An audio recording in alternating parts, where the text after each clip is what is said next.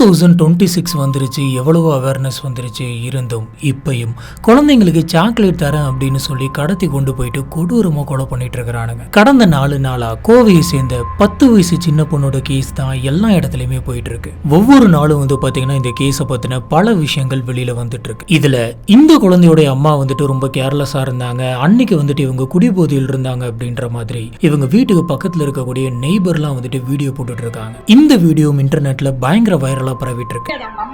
அந்த அளவுக்கு போதையில இருந்தாங்க.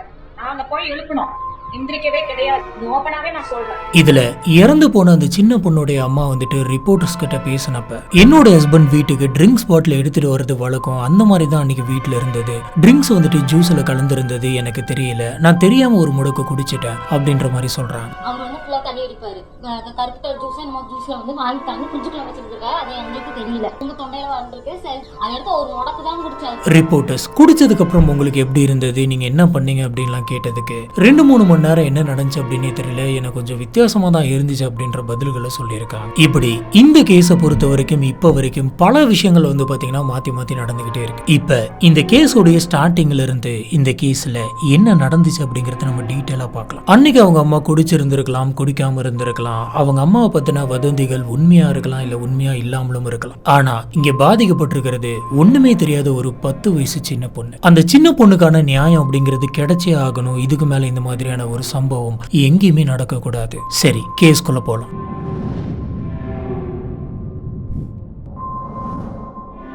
பள்ளிப்பாளையம் சூலூர்ல இருக்கிற ஒரு சின்ன கிராமத்துல ஒரு குடும்பம் குடி வருது. இது ஒரு சின்ன குடும்பம் தான். அப்பா பாத்தீங்கன்னா பக்கத்துல இருக்கக்கூடிய லேத் ஒர்க் ஷாப்ல ஒர்க் பண்ணிட்டு இருக்காரு. அம்மா கன்ஸ்ட்ரக்ஷன் சைட்ல போயிட்டு அப்பப்போ ஒர்க் பண்ணிட்டு வருவாங்க. இவங்களுக்கு ஒரு 10 வயசு பொண்ணு இருக்கு. இந்த பொண்ணு இப்பதான் 4th ஸ்டாண்டர்ட் முடிச்சிட்டு சம்மர் லீவ்ல இருக்கு. அடுத்து 5th ஸ்டாண்டர்ட் போக போகுது. ரொம்ப நார்மலான ஒரு ஃபேமிலி, ரொம்ப நார்மலான ஒரு வாழ்க்கை. இந்த குடும்பமே 2 மாசத்துக்கு முன்னாடி தான் பள்ளப்பாளையம் வந்திருக்காங்க. இதுக்கு முன்னாடி போத்தனூர் நம்பி நகர்ல இவங்க வாழ்ந்திருக்காங்க. இங்க வந்ததுக்கு அப்புறம் இவங்க புது ஊரு, புது வீடு எல்லாமே கொஞ்சம் கொஞ்சமா அப்பதான் பழகிட்டு இருந்திருக்கும் அப்படின்னு நினைக்கிறேன். கரெக்டா மே 21, 2026 நைட்டு ஒரு 8:30 மணிக்கு 100க்கு ஒரு கால் வருது. இந்த கால்ல பேரண்ட்ஸ் என்னுடைய பொண்ணு காணாம போயிட்டாங்க, எங்க போனாங்கன்னு தெரியல, தயவு செஞ்சு கண்டுபிடிச்சு தாங்க அப்படின்னு கேக்குறாங்க. இந்த கால் வந்த உடனே இது ஒரு மிஸ்ஸிங் பர்சன் கம்ப்ளைண்ட் அப்படின்றது போலீஸ்க்கு தெரிஞ்சிருது. அதுவும் சின்ன பொண்ணு சம்பந்தப்பட்ட கேஸ். இப்படி ஒரு சின்ன பொண்ணை கடத்தி இருக்காங்க அப்படின்ற ஒரு கேஸ் வந்துச்சு அப்படின்னு சொன்னா உடனடியா செயல்படணும். தாமதிக்கிற ஒவ்வொரு நிமிஷமும் பாத்தீங்கன்னா அந்த குழந்தைக்கு தான் அது ஆபத்தா முடியும். இத கோல்டன் ஹவர்ஸ் அப்படின்னு சொல்லுவாங்க. போலீஸ் ஆபீசர்ஸ் உடனடியா புறப்படுறாங்க, கம்ப்ளைண்ட் ரெஜிஸ்டர் பண்றாங்க, எஃப்ஐஆர் போடுறாங்க, ஒரு டீம் செட் பண்ணி போய் தேடுறாங்க. ஒரு பக்கம் போலீஸ் ஆபீசர்ஸ் எல்லாருமே தேடிட்டு இருக்க, இன்னொரு பக்கம் பேரண்ட்ஸ் கிட்ட என்ன நடந்துச்சு, கடைசியா என்ன ஆச்சுன்னு கேக்குறாங்க. இப்ப இந்த சின்ன பொண்ணுடைய அப்பா அம்மா என்ன சொல்லியிருக்காங்க அப்படின்றத பார்க்கலாம். கரெக்டா வழக்கம் போல அன்னைக்கு காலையில அவங்க அப்பா வேலைக்கு போயிருக்காரு. அம்மா அன்னைக்கு வீட்டுல தான் இருந்திருக்காங்க. அந்த சின்ன பொண்ணு வெளியில அவங்க தம்பி கூட போயிட்டு விளையாண்டுட்டு இருந்திருக்கு. இது வழக்கமா நடக்கிறதும். சாயந்தரம் ஒரு 5 மணி பக்கம் இருக்கும். அந்த சின்ன பொண்ணு வீட்டுல இருந்து கிளம்பி பக்கத்துல இருக்கக்கூடிய ஒரு கடைக்கு போனதா இவங்க வீட்டுல இருக்கவங்க சொல்றாங்க. இப்படி கடைக்கு போன பொண்ணு ரொம்ப நேரம் ஆகியுமே வீட்டுக்கு வரல. வீட்டுக்கு வராததுனால இந்த பொண்ணுக்கு என்ன நடந்துச்சுன்னு தெரியல அப்படின்ற பயம் இவங்களுக்கு வருது. இந்த சமயத்துல தான் வேலைக்கு போயிட்டு வந்து அவங்க அப்பா நைட்டு வீட்டுக்கு வராரு. அவங்க எல்லாருமே சேர்ந்து ஒவ்வொருத்தரும் தேடி பார்த்திருக்காங்க, எங்கேயுமே கிடைக்கல. இதுக்கு மேல இது சும்மா விடக்கூடாது அப்படின்னு சொல்லிட்டு இவங்க போலீஸ் கம்ப்ளைண்ட் பண்ணதா இவங்க சொல்றாங்க. போலீஸ் ஆபீசர்ஸ் அடுத்தடுத்து கேள்வி கேட்கறாங்க. அந்த சின்ன பொண்ணு அன்னைக்கு யாரு கூட கடைக்கு போனாங்க அப்படின்னு கேட்டதுக்கு இவங்க தெரியாது அப்படின்னு பதில் சொல்றாங்க. சரி, யாரு கூட கடைக்கு போயிருப்பாங்க நீங்க நினைக்கிறீங்க அப்படின்னு கேட்டதுக்கு அதுவும் இவங்க தெரியாது அப்படின்னு சொல்றாங்க. இப்ப வழக்கமா அந்த சின்ன பொண்ணு எந்த கடைக்கு போகும், எந்த டைரக்ஷன்ல போகும் அப்படின்ற எல்லாத்தையுமே விசாரிச்சுட்டு அந்த கடைக்கு போயிட்டு விசாரிக்கிறாங்க. அந்த பொண்ணு போன அந்த திசையை நோக்கி எந்தெந்த இடத்துல சிசிடிவி கேமராஸ் இருக்கு அப்படின்ற எல்லாத்தையுமே நோட் பண்றாங்க. உடனடியாக அவங்க கிட்ட ஃபுட்டேஜை வாங்கி போலீஸ் ஆபீசர்ஸ் எல்லா ஃபுட்டேஜுமே பார்க்க ஆரம்பிக்கிறாங்க. கம்ப்ளீட்டா என்ன நடந்திருக்கும் அப்படிங்கறத ட்ரேஸ் பண்ண ஆரம்பிக்கிறாங்க. இப்படி போலீஸ் ஆபீசர்ஸ் விசாரிச்சுக்கிட்டு இருந்த அந்த சமயத்துல அந்த குடும்பத்தோடைய பேக்ரவுண்டையுமே இவங்க செக் பண்றாங்க. முன்னாடியே பார்த்த மாதிரி அப்பா லேத் ஒர்க் ஷாப்ல ஒர்க் பண்ணிட்டு இருக்காரு. இவரை பத்தி கேட்டதுக்கு எல்லாருமே அவர் ஒர்க் பண்ற இடத்துல இவர் ரொம்ப நல்லவர் அப்படின்ற மாதிரி சொல்றாங்க.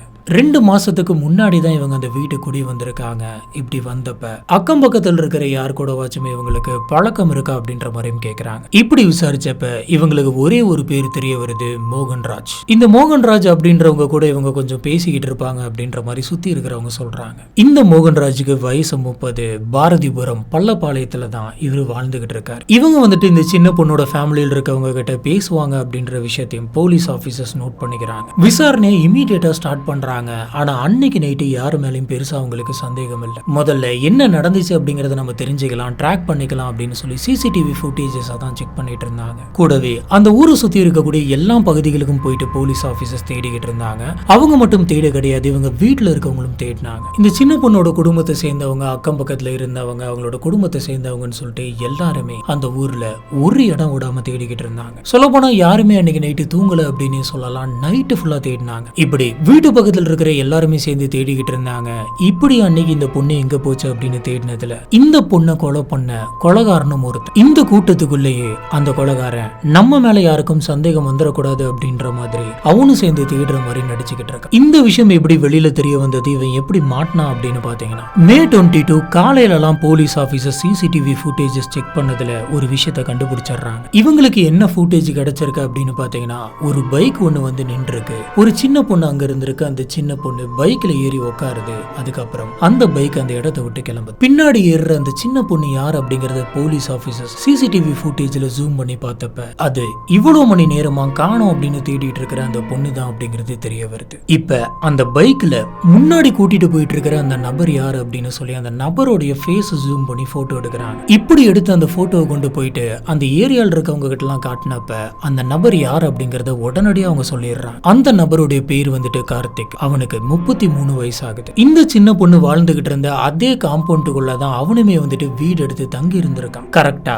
இந்த சம்பவம் நடக்கிறதுக்கு ஒரு வாரத்துக்கு முன்னாடி தான் அவன் அந்த வீட்டை காலி பண்ணிட்டு போயிருக்கான் அப்படின்னு தெரியுது. இப்ப இந்த கார்த்திக் யாரு அப்படின்னு பாத்தீங்கன்னா, இவன் நாகப்பட்டினம் டிஸ்ட்ரிக்ட்ல பிறந்திருக்கான். வேலை தேடி தான் இந்த ஊருக்கு வந்திருக்கான். இவனும் அதே காம்பவுண்டுக்குள்ள தான் வாழ்ந்திருக்கான். அது மட்டும் இல்லாம மோகன்ராஜ் அப்படின்ற ஒரு நபரையும் அந்த காம்பவுண்டுக்குள்ள இவன் அடிக்கடி போயிட்டு பார்த்துட்டு வருவான். இப்படி ஒரே காம்பவுண்டுக்குள்ள இருந்த அந்த சமயத்துல தான் இவன் அந்த சின்ன பொண்ணை பார்த்திருக்கணும் அப்படின்னு சொல்றாங்க. சாக்லேட்ஸ் எல்லாம் வாங்கிட்டு வந்து தர ஆரம்பிச்சிருக்கான். அந்த பொண்ணுடைய நம்பிக்கையை வந்துட்டு சம்பாதிச்சிருக்கான். ஒரு சின்ன குழந்தையோட பாயிண்ட் ஆஃப் வியூல இருந்து யோசிச்சு பாருங்க. சாக்லேட் தந்தா அவங்க நல்லவங்க தான் அப்படின்ற மாதிரி தான் நினைக்கிறேன். ஏற்கனவே இவன் அந்த நம்பிக்கையை சம்பாதிச்சிருக்கணும். அந்த சின்ன பொண்ணு கடைக்கு போயிருக்கணும். அப்ப இவன் வழியில போயிட்டு பைக்கை நிப்பாட்டி அந்த சின்ன பொண்ணும் ஏற்கனவே இவர் நமக்கு தெரிஞ்ச நபர் தானே அப்படின்னு சொல்லி நம்பி அந்த பைக்ல ஏறி இருக்கணும். இந்த விஷயம் தெரிய வந்த உடனே போலீஸ் ஆபீசர்ஸ் இந்த கார்த்திகை அரெஸ்ட் பண்ணும் அப்படின்னு நினைக்கிறாங்க. ஆனா அவன் எங்க போனான் அப்படின்னு தெரியல. அதனால கார்த்திகை உடனடியா டெக்னிக்கலா இவங்க ட்ரேஸ் பண்ண ஆரம்பிக்கிறாங்க. அவன் கடைசியா இந்த அட்ரஸ்ல இருந்தா, அவனுடைய டவர் சிக்னல்ஸ் எல்லாம் வந்துட்டு எங்கெங்க போயிட்டு இருக்கு எல்லாத்தையுமே கம்ப்ளீட்டா ட்ரேஸ் பண்ணாங்க. ஒரு தனி டீமே போட்டு அவனை தேட ஆரம்பிச்சாங்க. இப்படி தேடினதுல இவன் மரியா ரோஸ் கார்டன் அப்படின்ற ஒரு அபார்ட்மெண்ட்ல யாருக்குமே தெரியாம பதுங்கி இருக்கான் அப்படின்றது தெரிய வருது. இந்த இன்ஃபர்மேஷன் கிடைச்ச உடனே போலீஸ் ஆபீசர்ஸ் அந்த அபார்ட்மெண்ட்டை கம்ப்ளீட்டா சுத்தி வளைக்கிறாங்க. இவங்க இந்த மாதிரி சுத்தி வளைச்சிட்டாங்க அப்படின்ற விஷயத்தை இவன் ஜன்னலை ஓபன் பண்ணி வெளியில பாக்குறப்ப தெரிஞ்சுக்கிறான். போலீஸ் நம்மள ரவுண்ட் அப் பண்ணிட்டாங்க, கண்டிப்பா நம்மள அரெஸ்ட் பண்ணிடுவாங்க. இவங்க கிட்ட இருந்து நம்ம எப்படியாச்சும் தப்பிக்கணும் அப்படின்னு நினைச்சேன். இவன் டக்குன்னு ஃபர்ஸ்ட் ஃப்ளோர்ல இருந்து எகிரி குதிச்சு தப்பிச்சிடலாம் அப்படின்னு முயற்சி பண்றான். இப்படி எகிரி குதிச்சதுல அவனுடைய ரைட்டு கை ரைட்டு காலு ரெண்டுமே வந்துட்டு பிராக்சர் ஆகுது. போலீஸ் ஆபீசர்ஸ் உடனடியாக அவனை பிடிக்கிறாங்க. அவனுக்கு வந்துட்டு காயமாயிருக்கு அப்படின்றதுனால அவனை சூலூர் கவர்மெண்ட் ஹாஸ்பிட்டலுக்கு கூட்டிட்டு போனாங்க. அதுக்கப்புறம் அங்க இருந்து கோயம்புத்தூர் மெடிக்கல் காலேஜ் ஹாஸ்பிட்டல கொண்டு போயிட்டு சேர்த்தனாங்க. 20 போலீஸ் ஆபீசர் செக்யூரிட்டிக்கு வச்சிருந்தாங்க. உள்ளார அவனுக்கு ட்ரீட்மெண்ட் போய்கிட்டு இருந்திருக்கு. இந்த விஷயம் நடந்துகிட்டு இருந்தப்பே பேரலா இன்னொரு விஷயமும் நடக்குது. மே 22 சாயந்தரம் 6 மணிக்கு போலீஸ் ஆபீசர்ஸ் கார்த்திகை தேடிக்கிட்டு இருந்த அதே சமயத்துல சூலூர் போலீஸ் ஸ்டேஷனுக்கு பொதுமக்கள் கிட்ட இருந்து ஒரு கால் வருது. அது என்னன்னா, கண்ணம்பாளையம் குளக்கரையில ஒரு சின்ன பொண்ணுடைய சடலம் இருக்கு அப்படின்னு. சாயந்தரம் 6 மணிக்கு போலீஸ் ஜீப் அந்த இடத்த விட்டு கிளம்பிங்க வருது. வந்தப்ப இது இவ்வளவு மணி நேரமா நம்ம தேடிட்டு இருக்கக்கூடிய அந்த சின்ன பொண்ணு தான் அப்படிங்கறத கன்ஃபார்ம் பண்றாங்க. இந்த பொண்ணுடைய சடலம் கிடைச்ச அந்த குளத்துக்கரையில இருந்து இவங்களோட வீட்டுக்கு 1.5 கிலோமீட்டர் தூரம் இருக்கும். போலீஸ் ஆபீசர்ஸ் அந்த உடலை எடுத்துக்கிறாங்க. காலையில இருந்து சந்தோஷமா விளையாண்டுகிட்டு இருந்த பொண்ணு சாயந்தரம் கடைக்கு போன ஒரு பொண்ணு இப்ப சடலமா போலீஸ் ஆபீசர்ஸ்க்கு கிடைச்சது. இந்த விஷயம் தெரிஞ்ச உடனே எஸ்பி பவன்குமார் ரெட்டி வந்துட்டு உடனடியா ஸ்பாட்டுக்கு வராரு. அடுத்ததா ஐஜி ரம்யா பாரதி வந்தாங்க. ஏடிஜிபி மகேஸ்வர் தயால் வந்துட்டு அந்த இடத்துக்கு வந்தாரு. கூடவே ஃபாரன்சிக் டீம் வந்தது. அந்த பகுதியில வேற எதனாச்சும் எவிடன்ஸ் கிடைக்குமா அப்படின்னு சொல்லி இன்ச் பை இன்ச் தேடினாங்க. மோப்பனாயை கூட்டிட்டு வந்து தேட ஆரம்பிச்சாங்க. ஆனா ஒரு கட்டம் வரைக்கும் ஓப்பன் ஆகி ஓடிட்டு அதுக்கு மேல அங்கே நின்றது. இந்த சின்ன பொண்ணுடைய சடலத்தை பார்த்தப்ப ரொம்பவே கொடூரமா இருக்கு. கத்தியெல்லாம் வச்சு அறுத்த மாதிரியான தடயங்கள் இருக்கு. இன்னுமே வந்து பாத்தீங்கன்னா வாயெல்லாம் உடைஞ்சதா சொல்லியிருக்காங்க. இதை பத்தி இப்ப நம்ம டீட்டெயிலா பேச வேணாம், நம்ம ஃபர்தர் இன்ஃபர்மேஷனுக்கு போகலாம். இந்த நிலைமையில குழந்தையோட சடலத்தை பார்த்து அவங்க வீட்டுல இருந்தவங்களுக்கு சொந்தக்காரங்களுக்கு இதை கொஞ்சம் கூட ஏத்துக்கவே முடியல. அவங்க இந்த இன்ஃபர்மேஷன் கேட்டதுல இருந்து பயங்கரமா அழுதாங்க. அடுத்ததான் நடந்த இன்வெஸ்டிகேஷன்ல நிறைய விஷயங்கள் தெரிய வந்தது. கார்த்திக் அந்த சின்ன பொண்ணு, அந்த பொண்ணுடைய சடலம் கிடைச்ச அந்த இடத்துல வச்சு கொள்ள கிடையாது. ஒரு பிரைவேட் ஃபார்ம்ல தென்னந்தோப்புல இருட்டா இருக்கக்கூடிய ஒரு இடத்துல இந்த பொண்ணுகிட்ட தப்பா நடந்துகிட்டு அங்க கொலை பண்ணதுக்கு அப்புறம் தான் இங்க தூக்கி வீசி இருந்திருக்கான். இதுக்கப்புறமா போலீஸ் ஆஃபீஸர்ஸ் கார்த்திகை போயிட்டு விசாரிச்சிருக்காங்க. ஸ்டார்டிங்ல நான் இல்லை எனக்கு ஒன்றும் தெரியாது அப்படின்னு சொல்லியிருக்கான். ஆனா சிசிடிவி எவிடன்ஸ் எல்லாத்தையுமே காட்டினதுக்கு அப்புறம் ஒரு வழியா கடைசி அவன் உண்மையை ஒத்துக்கிட்டான். ஆமா, நான் தான் சாக்லேட் வாங்கி தரேன் வா அப்படின்ற மாதிரி கூப்பிட்டேன் அப்படிங்கறத ஒத்துக்கிட்டான். நான் தான் அந்த பொண்ணுகிட்ட தப்பா நடந்துகிட்டேன் அப்படின்றதையும் ஒத்துக்கிட்டான். தென்னந்தோப்புல வச்சு அந்த பொண்ணை கொலை பண்ண அப்படிங்கறதையும் ஒத்துக்கிட்டான். கடைசியா குளத்துல நான் அந்த உடம்பு தூக்கி போட்டேன் அப்படிங்கறதையும் ஒத்துக்கிட்டான். இந்த எல்லா விஷயங்களையும் அவன் ஒத்துக்கிட்ட அந்த சமயத்துல இதை நான் மட்டும் பண்ண கிடையாது, என் கூட சேர்ந்து இன்னொருத்தரும் பண்ணாரு அப்படின்னு சொல்லி ஒரு பேரை சொல்றான். அது வேற யாரும் இல்ல, ஏற்கனவே அந்த காம்பவுண்டுக்குள்ள அவங்க இருந்ததா சொல்லப்பட்ட மோகன், வயசு 30, பாரதிபுரம். இவனும் அந்த குற்றத்துக்கு உடந்தையா இருந்தான் அப்படின்ற மாதிரி சொல்றாங்க. இமீடியட்டா போலீஸ் ஆபீசர்ஸ் அவனையும் கண்டுபிடிச்சு அரெஸ்ட் பண்றாங்க. இப்ப போலீஸ் ஆபீசர்ஸ் இவங்களை கூட்டிட்டு போயிட்டு சூலூர் ஜட்ஜான அருண்குமார் அவர்கள் முன்னாடி கொண்டு போயிட்டு நிறுத்துறாங்க. அவரு மே 24 வரைக்கும் ஜுடிஷியல் கஸ்டடியில தான் நீங்க இருக்கணும் அப்படின்னு சொல்லிடுறாரு. இவங்க 2 பேருக்கு மேலேயுமே குழந்தைங்க சம்பந்தப்பட்ட பல பிரிவுகள் கேஸ் போடுறாங்க. போலீஸ் ஆபீசர்ஸ்க்கு கிடைச்ச அந்த சிசிடிவி ஃபுட்டேஜை கொண்டு போயிட்டு அவங்க அம்மா கிட்ட காட்டினப்ப இந்த நபர் இங்க தங்கியிருந்த நபர் தான் அப்படின்ற மாதிரி சொல்லிட்டு அழுகுறாங்க. என்னோட பொண்ணு பலமுறை இவர்கிட்ட பேசி இருக்கு, நம்பிதான் பேசிச்சு அப்படின்ற மாதிரி சொல்றாங்க. இந்த நபர் வந்துட்டு அடிக்கடி என்னோட பொண்ணுக்கு சாக்லேட் வாங்கி தருவான், அதே மாதிரிதான் அன்னைக்கு வாங்கி தரேன்னு சொல்லி இருந்திருப்பான், இப்படிதான் என்னோட பொண்ணு தெரியாம போயிருச்சு போல இருக்கு அப்படின்னு சொல்றாங்க. பின்னாடி ரிப்போர்ட்டர்ஸ் எல்லாம் வந்துட்டு இவங்களை விசாரிச்ச அந்த சமயத்துல உங்களுக்கு கார்த்திகை தெரியுமா அப்படின்னு கேட்டதுக்கு தெரியும், நான் அந்த காம்பவுண்டுக்குள்ள பாத்திருக்கேன், மத்தபடி அவன் பேரு என்ன கூட தெரியாது. இப்ப இந்த விஷயம் வெளியில வந்ததுக்கு அப்புறம் தான் அவனோட பேரு கார்த்திக் அப்படின்னு எனக்கு தெரியும் அப்படின்னு சொல்றாங்க. அது மட்டும் கிடையாது, அன்னைக்கு இவனும் சேர்ந்துதான் என்னோட பொண்ணு தேடிக்கிட்டு இருந்தான், அன்னைக்கு இவன் நடிச்சிருக்கான் அப்படின்னு சொல்றாங்க. இந்த விஷயம் தான் நடந்திருக்கு அப்படிங்கறத போலீஸ் வந்துட்டு கன்ஃபார்ம் பண்ணிருக்காங்க. ஆனா அதுக்கு பின்னாடி இன்னும் சில விஷயங்கள் வெளியில தெரிய வந்தது. அதாவது குற்றவாளியை கைது பண்ற அந்த சமயத்திலே இன்னொரு வீடியோ வந்து பாத்தீங்கன்னா சோசியல் மீடியாவில் வைரலா போயிட்டு இருந்தது. அது என்ன வீடியோ அப்படின்னு பாத்தீங்கன்னா அந்த சின்ன பொண்ணுடைய குடும்பம் வாழ்ந்துகிட்டு இருந்த அந்த இடத்துக்கு பக்கத்துல இருந்த ஒரு நெய்பர் லேடி ஒரு வீடியோ போஸ்ட் பண்ணிருக்காங்க. அந்த வீடியோல அவங்க என்ன சொல்லிருக்காங்க அப்படின்னு பாத்தீங்கன்னா அந்த குழந்தை சாயந்தரம் 5 மணிக்கு காணாம போச்சு. அவங்க அம்மா பயங்கரமான குடிபோதையில் இருந்தாங்க. அன்னைக்கு நைட்டு வரைக்குமே அவங்க தெரியல, நாங்க புடிச்சு எழுப்பி பார்த்தோம், அப்பயுமே அவங்க போதையில தான் இருந்தாங்க அப்படின்னு சொல்றாங்க. அவங்க அம்மா அந்த அளவுக்கு போதையில இருந்தாங்க. நாங்க போய் எழுப்பணும், எந்திரிக்கவே கிடையாது. இது ஓப்பனாவே நான் சொல்றேன். அவங்க அப்பா 7 மணி 8 மணிக்கு வேலையெல்லாம் முடிச்சுட்டு வீட்டுக்கு வந்ததுக்கு அப்புறம் தான் பொண்ணை காணும் அப்படின்றத தெரிஞ்சுக்கிட்டு கம்ப்ளைண்ட் கொடுத்துருக்காரு. இவங்க எடுத்த உடனே எந்த ஒரு ஸ்டெப்புமே எடுக்கல, கேர்லெஸ்ஸா தான் இருந்தாங்க அப்படின்ற மாதிரி சொல்றாங்க. அது மட்டும் இல்ல, இந்த மாதிரியான ஒரு தப்பை பண்ணியிருக்காங்க அப்படின்னு சொல்லி அரெஸ்ட் பண்ணி வச்சிருக்க அந்த நபருக்கும் இந்த சின்ன பொண்ணுடைய அம்மாவுக்குமே வந்துட்டு அஃபேர் இருக்கு அப்படின்னும் சாக்லேட் கொடுத்து அந்த குழந்தைய கூட்டிட்டு போயிட்டாங்க அப்படின்னு சொன்னதும் பொய் அப்படின்னு சொல்லியிருக்காங்க. இப்படி இவங்க பேசி போஸ்ட் பண்ண அந்த வீடியோ வந்து பாத்தீங்கன்னா லட்சக்கணக்கான பேர் பார்த்திருக்காங்க, பல்லாயிரம் பேர் வந்துட்டு ஷேர் பண்ணியிருக்காங்க. இப்ப அந்த வீடியோ போட்டது யாரு, அவங்களோட பேர் என்ன, அவங்க சொல்றதெல்லாம் உண்மையா அப்படின்றது எதுலையுமே இன்னும் கன்ஃபார்ம் ஆகல. ஏன்னா இந்த கேஸ் வந்து பாத்தீங்கன்னா இன்னுமே போய்கிட்டு தான் இருக்கு. இன்வெஸ்டிகேஷன் எல்லாமே முடிச்சிட்டு சார்ஜ் ஷீட் வந்ததுக்கு அப்புறம் தான் உண்மையா இந்த கேஸ்ல என்ன நடந்துச்சு அப்படிங்கிறது தெரியும். இந்த சின்ன பொண்ணோட அம்மா கிட்ட ரிப்போர்ட்டர்ஸ் எல்லாம் கேள்வி கேட்டப்ப அன்னைக்கு நீங்க குடிச்சிருந்தீங்களா அப்படின்னு கேட்டதுக்கு அவங்க ஏன் இப்படி எல்லாம் கேக்குறீங்க அப்படின்ற மாதிரி ஆன்சர் பண்றாங்க. சொல்லுங்க குடிச்சிருந்தீங்களா அப்படின்ற மாதிரி மாத்தி மாத்தி கேட்க ஒரு கட்டத்துல என்னோட ஹஸ்பண்ட் வந்துட்டு குடிப்பாரு, அவரு பாட்டில் எல்லாம் எடுத்துட்டு வந்து வீட்டுல வைக்கிறது வழக்கம், இவரு வீட்டுக்குள்ள இருக்க ஜூஸ்ல எல்லாம் வந்துட்டு இந்த மாதிரி ஹாட் ட்ரிங்க்ஸ் மிக்ஸ் பண்ணி வச்சிருப்பாரு. இப்படி இருக்கிறப்பதான் அன்னைக்கு இது ஜூஸ் பாட்டில் அப்படின்னு நினைச்சு தெரியாம நான் எடுத்து குடிச்சிட்டேன், ஆனா அதுல ட்ரிங்க்ஸ் கலந்திருந்தது, இப்படிதான் குடிச்சனே தவிர நான் வேணும்னே குடிக்கல அப்படின்ற மாதிரி அவங்க சொல்றாங்க. அவர் வந்து ஃபுல்லா தண்ணி அடிப்பாரு. கருப்பு ஜூஸ் ஜூஸ்ல வந்து வாங்கிட்டாங்க, ஃப்ரிட்ஜுக்குள்ள வச்சிருக்காங்க, அது எங்களுக்கு தெரியல, உங்க தொண்டையில வந்திருக்கு, அதை எடுத்து ஒரு உடக்கு தான் குடிச்சாங்க. இதுக்கு ஒரு ரிப்போர்ட்டர் வந்து உங்களுக்கு அந்த ஜூஸ் குடிக்கிறப்ப தெரியலையா, அந்த ஜூஸோட டேஸ்ட் வந்துட்டு டிஃப்ரெண்டா இருக்குதுன்னு அப்படின்னு கேக்குறாங்க. அதுக்கு இவங்க என்ன என்ன சொல்றாங்கன்னா, நான் நிறையலாம் குடிக்க கிடையாது, அதை நான் வாயில ஊத்துனேன், ஆனா ஊத்துனோடனே எனக்கு தெரிஞ்சிருச்சு, ஒரே ஒரு வாய் மட்டும் தான் குடிச்சேன் அப்படின்னு சொல்றாங்க. மறுபடியும் ஒரு ரிப்போர்ட்டர் வந்துட்டு, அதான் வாயில ஊத்துனப்போ உங்களுக்கு தெரிஞ்சிருச்சுல, நீங்க துப்பி இருக்கலாம்ல அப்படின்னு கேக்குறாங்க. அதுக்கு அவங்க, அந்த பதட்டத்துல தெரியாம நான் குடிச்சிட்டேன் அப்படின்னு சொல்ல, அதுக்கப்புறம் உங்களுக்கு எப்படி இருந்துச்சுன்னு இவங்க கேட்க, ஒரு 2-3 மணி நேரம் எனக்கு கொஞ்சம் ஒரு மாதிரி இருந்தது அப்படின்ற மாதிரி சொல்றாங்க. இப்படி ரிப்போர்ட்டர்ஸ் கேட்டுட்டு இருந்தா அந்த சமயமே ஒரு ரிப்போர்ட்டர் வந்துட்டு, நீங்க பேசுறது எல்லாமே வித்தியாசமா இருக்கு, கொஞ்சம் நீங்க இன்ஃபர்மேஷனை மாத்தி மாத்தி கொடுக்கற மாதிரி எங்களுக்கு ஃபீல் ஆகுது அப்படின்னு சொல்றாரு. இதுக்கப்புறம் ஐஜி ரம்யா பாரதி அவங்க ஒரு பிரஸ் மீட் கொடுத்திருக்காங்க. அந்த பிரஸ் மீட்ல அவங்க என்ன சொல்றாங்கன்னா, இந்த கம்ப்ளைண்ட் வந்து அடுத்த 24 மணி நேரத்துக்குள்ளே போலீஸ் ஆபீசர்ஸ் முழு வீச்சா தேடி இருக்காங்க. சிசிடிவி ஃபுட்டேஜஸ் மூலமா கண்டுபிடிச்சிருக்காங்க யார் இந்த தப்பு பண்ணது அப்படிங்கறத கண்டுபிடிச்சு அரெஸ்டும் பண்ணிருக்காங்க. மேற்கொண்டு என்னென்ன நடந்துச்சு அப்படிங்கிற எல்லாமே வந்துட்டு இன்வெஸ்டிகேஷன்ல இருக்கு, சீக்கிரமா என்ன நடந்துச்சு அப்படிங்கறத நாங்க சொல்லிடுவோம் அப்படின்னு சொல்றாங்க. இப்படி இவங்க பேசின அந்த பிரஸ் மீட்லயுமே முன்னாடி நான் சொன்ன விஷயங்கள் மட்டும்தான் சொல்லியிருக்காங்க. இவங்க அம்மாவை பத்தி அப்பாவை பத்தின எந்த ஒரு விஷயத்தை பத்தி அதில் அவங்க டிஸ்கஸ் பண்ணல. இந்த சின்ன பொண்ணுடைய அம்மாவை பற்றின ரூமர்ஸ் எதுவுமே வந்து பார்த்தீங்கன்னா இப்போ வரைக்கும் அஃபிஷியலாக நியூஸ் பேப்பர்ஸில் பெருசாக வரல. பிளாக்ஸில் மட்டும்தான் இதை பற்றி டிஸ்கஸ் பண்ணிக்கிறாங்க. இதில் என்னென்ன ரூமர் எது உண்மையாக நடந்துச்சு அப்படிங்கிறது உண்மையாலுமே இன்வெஸ்டிகேஷனுக்கு அப்புறம் அஃபிஷியலாக ரிலீஸ் பண்ணால் தான் தெரியும். நான் ஸ்டார்டிங்லேயே சொன்ன மாதிரி அவங்க அம்மா வந்துட்டு அன்றைக்கி குடிச்சிருந்தாங்களா குடிக்கலையா, ரூமர்ஸ்லாம் உண்மை இல்லையா அப்படின்றது எல்லாத்தையுமே தாண்டி பாதிக்கப்பட்டிருக்கிறது ஒரு 10 வயசு சின்ன பொண்ணு. அதுக்கான நியாயம் அப்படிங்கிறது கிடைச்சே ஆகணும். உண்மையாலுமே அங்கே என்ன நடந்துச்சு அப்படிங்கிற எல்லாமே தெரிஞ்சே ஆகணும். இப்போதைக்கு நான் தான் சாக்லேட் வாங்கி தரேன் அப்படின்னு சொல்லி கூட்டிட்டு போனேன் அப்படின்ற விஷயத்த அவன் வாயால கன்ஃபஸ் பண்ணியிருக்கான். இந்த விஷயம் வெளியில பரவன உடனே நூத்துக்கணக்கான மக்கள் வந்துட்டு சூலூர் போலீஸ் ஸ்டேஷனை சுத்தி நின்னாங்க. எங்களுக்கு நியாயம் கிடைச்சாகணும், உடனடியா நீங்க ஆக்ஷன் எடுக்கணும் அப்படின்ற மாதிரி போராடினாங்க. இப்படி இங்கிருந்து கிளம்பின எல்லாருமே பக்கத்தில் இருக்கக்கூடிய நேஷனல் ஹைவேல போயிட்டு உட்காடுறாங்க. 5 மணி நேரம் பக்கம் வந்து பாத்தீங்கன்னா அந்த ஹைவேல போராட்டம் நடந்தது. கண்டிப்பா நாங்க உண்மையை கண்டுபிடிப்போம், தண்டனை வாங்கி தருவோம், இங்க நிறைய டிராபிக் ஆகுது, நம்ம இதை பேசிக்கலாம் அப்படின்னு சொல்லி இவங்களோட ஃபேமிலியில் இருக்கவங்களை கூப்பிட்டு வச்சு போலீஸ் பேசினாங்க. நாங்க எந்த பேப்பர்லையும் சைன் பண்ண மாட்டோம், எங்களுக்கு நீதி கிடைக்கணும் அப்படின்ற மாதிரி இவங்களோட பேரண்ட்ஸ் வந்துட்டு போராட்டம் பண்ணாங்க.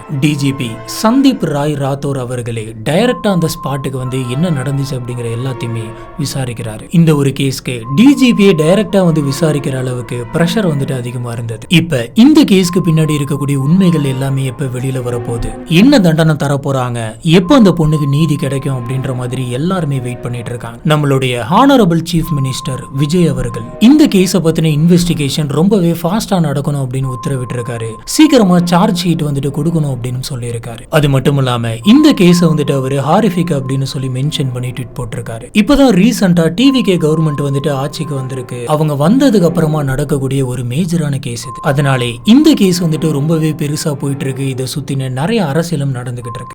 இப்போ இந்த கேஸ்க்கு இவங்க என்ன மாதிரியான ஆக்ஷன் எடுக்க போறாங்க, அதுக்கு சுத்தி இருக்கிறவங்க என்ன மாதிரியான ரியாக்ஷன் கொடுக்க போறாங்க, இறந்து போன அந்த 10 வயசு சின்ன பொண்ணுக்கு என்ன மாதிரியான நீதி கிடைக்க போகுது அப்படின்றத பொறுத்து தான் பார்க்கணும். இந்த கேஸ்ல தப்பு பண்ணவங்க அத்தனை பேருக்குமே ஒரு கரெக்டான தண்டனை கிடைக்கணும் அப்படின்ற மாதிரி எல்லாருமே எதிர்பார்க்கிறோம். இந்த கேஸ்ல நம்ம எல்லாருமே தெரிஞ்சுக்க வேண்டிய ஒரு முக்கியமான விஷயம் இருக்கு, முக்கியமா பேரண்ட்ஸ்.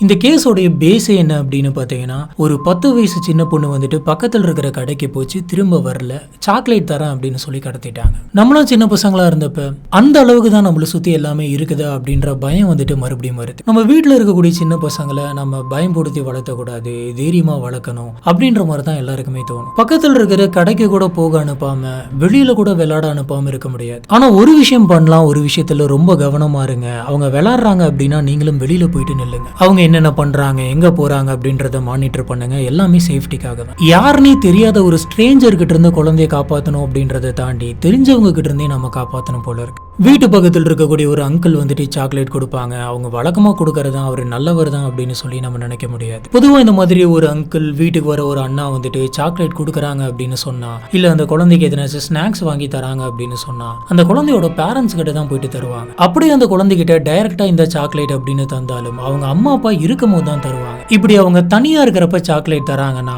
என் கிட்ட தாங்க, ஏன் முன்னாடி தாங்கன்னு சொல்லுங்க. அதே மாதிரி பேரண்ட்ஸோட பர்மிஷன் இல்லாம தனியா எங்கேயுமே ஒரு குழந்தைய யாரும் கூட்டிட்டு போக கூடாது. இதை பத்தின விஷயங்கள், இதை பத்தின அவேர்னஸ் எல்லாருமே அவங்களோட குழந்தைங்களுக்கு கொடுக்கணும். யாரு வந்து கூப்பிட்டாலும் போக கூடாது, உங்க அம்மா அப்பா தான் கூப்பிட்டு வர சொன்னாங்க அப்படின்னு சொன்னாலும் போக கூடாது. நானே நேர்ல வந்து சொன்னா மட்டும்தான் அதை கேட்கணும் அப்படின்றத ரொம்ப ஸ்ட்ரிக்டா சொல்லிடணும். அதே மாதிரி ஒரு குழந்தை பக்கத்து வீட்டுக்குள்ள தான் விளையாண்டுட்டு இருக்கு அப்படின்னாலும் அவங்கள கதவை திறந்தே வைக்க சொல்லுங்க. பண்ணுங்க, கதவை லாக் பண்ண சொல்லாதீங்க. லாக் பண்ணி உள்ளார விளையாண்டுட்டு இருந்தாங்க அப்படின்னு சொன்னா கதவை லாக் பண்ணாதீங்க, திறந்து வைங்க, என்னோட பொண்ணு கொஞ்சம் பயந்துப்பா, நான் எப்ப வேணாலும் வீட்டுக்கு வந்துட்டு போவேன் அப்படின்ற மாதிரி சொல்லுங்க. இது வரைக்கும் இந்த கேஸ்ல என்ன இன்ஃபர்மேஷன் கிடைச்சிருக்கோ அது வரைக்கும் என்ன தெரிய வருது அப்படின்னு பாத்தீங்கன்னா, இவன் எடுத்த உடனே சாக்லேட் வாங்கி தரேன் அப்படின்னு சொல்லி ஒண்ணு கூட்டு போக கிடையாது. ரொம்ப நாளாவே சாக்லேட் வாங்கி தந்திருக்கான், ட்ரஸ்ட்டை வந்துட்டு பில்ட் பண்ணியிருக்கான், அதுக்கப்புறம் தான் ஒரு நாள் கூட்டிட்டு போயிருக்கான். இந்த மாதிரி விஷயங்கள் நடக்குது, ரொம்ப கேர்ஃபுல்லா இருங்க. உங்க குழந்தைங்க கிட்ட ரொம்பவே ஃப்ரெண்ட்லியா பேசுங்க. உங்களோட குழந்தை யாருகிட்ட பேசிட்டு இருக்கிற மாதிரி தெரிஞ்சாலும் அவங்க கிட்ட நீ என்ன பேசின,